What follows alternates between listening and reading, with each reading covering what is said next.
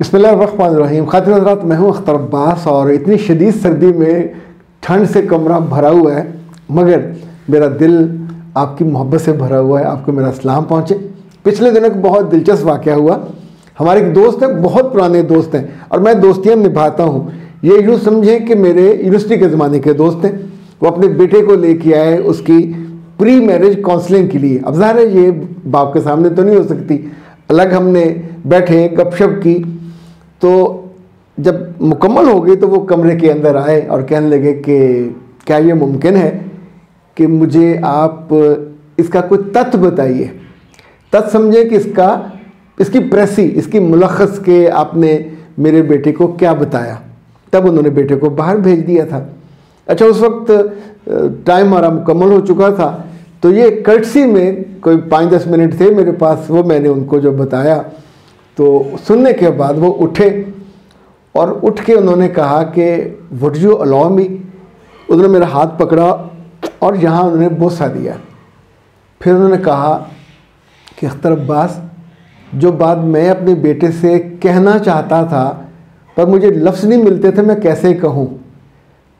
और इनमें से मैं 2-3 बातें ही कहना चाहता था। ये तो इतना खूबसूरत पैकेज है, अगर वो मेरा बेटा है और इंसान का बच्चा है तो उसकी और उसकी बीवी की ज़िंदगी गुलो गुलजार हो जाए। और जिससे मैं शादी कर रहा हूँ वो मेरा बचपन का दोस्त है, तो मुझे डर लगा रहता है कि मेरे बच्चे के तर्ज़-ए-अमल की वजह से कहीं वो शादी एट स्टेक और हमारा ताल्लुक़ भी सारा सत्यानाश ना हो जाए। बाद लोग अपने रिश्तों के जुड़त के लिए बहुत कॉन्शियस होते हैं।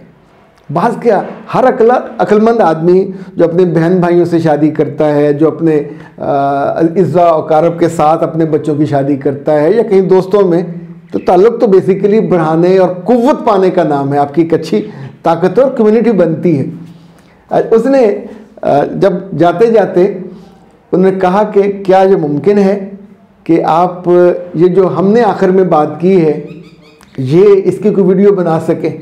तो यूँ समझें कि ये वीडियो ये राना दस्तगीर साहब के नाम, चूँकि उनके बेटे के लिए ये बनी या उनके बेटे के हवाले से हमने चीज़ों को डिस्कस किया, तो उसमें से मैंने चंद चीज़ें, जो हमारी प्री मैरिज काउंसलिंग का स्कोप है वो तो इतना बड़ा है, यानी बच्चों को भी, बेशतर बेटों को कुछ नहीं पता होता। लोगों का ख्याल है कि marriage is only making love, this is not marriage.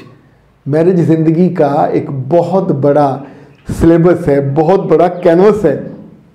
जैसे किसी तस्वीर में एक नहर की हल्की सी लाइन लगा देना, तस्वीर मुकम्मल नहीं हो जाती जब तक उसके साथ दरख्त नहीं होते, घास नहीं होते, वो पूरा मंजर नहीं होता।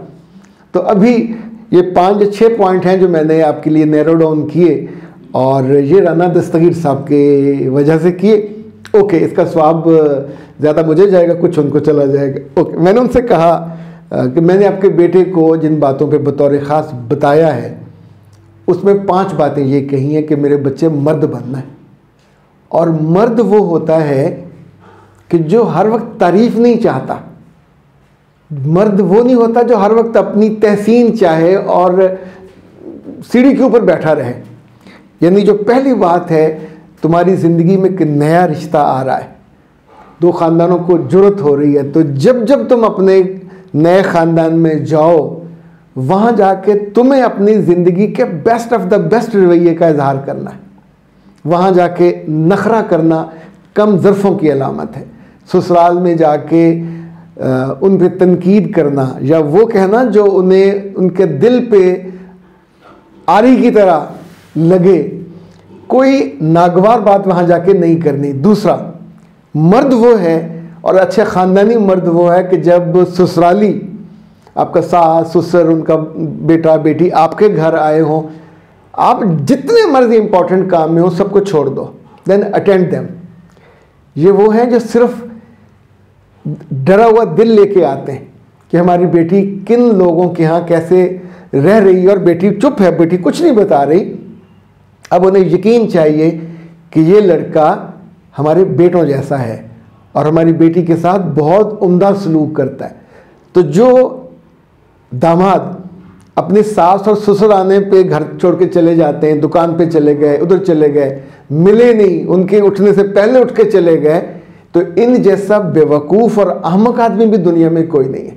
आप उनकी नज़रों में मट्टी पे आ गए कि आपको बुनियादी एथिक्स भी नहीं है, एटिकेट्स भी नहीं है, ना आपकी माँ ने सिखाए ना बाप ने सिखाए। सो ये बहुत लाजिम है कि जब आपके सास और ससुर या उस घर में से कोई भी आया हो तो उनको अपनी अपनाइयत देना, अपना वक्त देना, उनको अटेंड करना, उनके पास बैठना, और अगर वो एक आध रात के लिए आए हों दूसरे शहर से तो उन्हें घुमाना और उनके कहीं खाने का अच्छा इंतज़ाम करना, ये अच्छे दामाद पे उसके लिए लाजिम है। दूसरी बात मैंने उससे ये कही कि मेरे बच्चे, एक बात जिसको आपने कभी नहीं भूलना वो ये है कि कोच बनना मास्टर मत बनना, ट्रेनर बनना मुमतहिन मत बनना।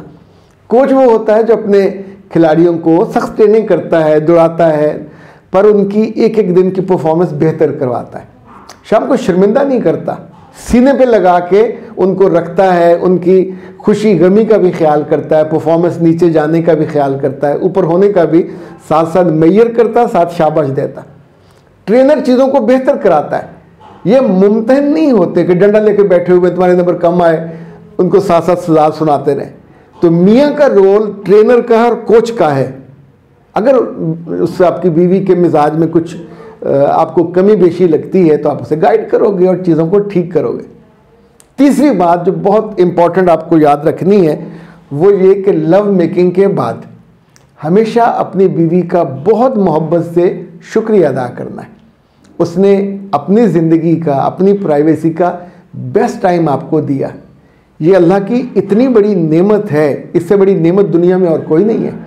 इस नेमत के बाद आप बाप बनते हो, इस नेमत के बाद आप पूरे दिन की थकन से बिल्कुल रिलैक्स हो जाते हो। इस नेमत को अल्लाह के रसूल ने इबादत कहा है। तो जिसने आपको उस इबादत में, उस खुशी में, उस प्लेजेंट मोमेंट में साथ दिया, उसका शुक्रिया तो बनता है। आप चाहे रोज़ाना शुक्रिया अदा करना पड़े या चाहे दिन में 2 दफ़ा अदा करना पड़े, इस पे आपने कभी कंजूसी नहीं करनी और इसको फॉर ग्रांटेड नहीं लेना। She is not a machine, यानी ये वो कुर्बानी दे रही है। बाज़ दफ़ा सर्दियों में, बाज़ दफ़ा आपका दिल नहीं चाह रहा होता, लेकिन किसी लड़की का अपने मियाँ की मिजाज और उसकी आंखों में आमादगी या उसके इशारे को पाना और अपने आप को अवेलेबल करना, ये काबिल कदर चीज़ है, इसको उसी तौर पे लेना चाहिए।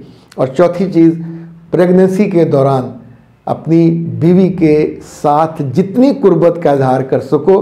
मर्द प्रेग्नेंट नहीं होता, प्रेगनेंसी का जो दुख है, जो दर्द है, जो मूड स्विंग्स हैं, जो वोमिटिंग है, आपका खाने को महीनों दिल नहीं करता, पूरी ज़िंदगी बदल जाती है, इतना वो बुरा वक्त अजीबोगरीब होता है। इसी तौर पे जब डिलीवरी होती है, you must be there, it's a painful time.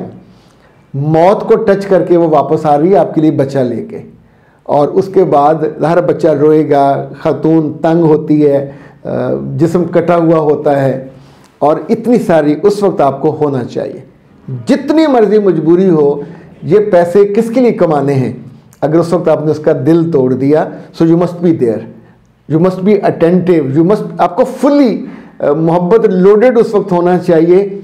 चाहे दबाना पड़े तो दबाइए, चाहे उसको गाल पकड़ के इजहार करना पड़े मोहब्बत का, कीजिए, चूँकि वो अपनी जान को, अपनी रूह को उसने आपके लिए दांव पे लगा दिया। और आखिरी बात जो से मैंने कही वो ये कि जब तक वो ज़िंदगी में गलती करती रहे, उसकी गलती को माफ़ करते रहिए, और हर गलती पे वो सज़ा की मुस्तहिक नहीं है, गलती पे इस्लाह की वो मुस्तहिक है। ऐसे कभी ग्रूमिंग करनी हो तो उसकी ग्रूमिंग कीजिए, फिर जिताइएगा मत। और एक अच्छा मर्द, एक अच्छे ख़ानदान का, एक ख़ानदानी मर्द, उसके लिए अल्लाह के रसूल ने ये कहा है कि ज़िंदगी में जो डीलिंग करते हैं, जो सबसे बेहतरीन इंसान अल्लाह के यहाँ माना जाएगा, जो अपनी बीवी और बच्चों के लिए बेहतरीन इंसान होगा। ये इतना बड़ा दर्जा है, पर हमने इसको एक छोटा सा रिश्ता बना दिया जिसकी वजह से बड़ी खुशी से और बड़ी रहमत से महरूम रहते हैं। अख्तर अब्बास को दीजिए इजाज़त। अस्सलाम।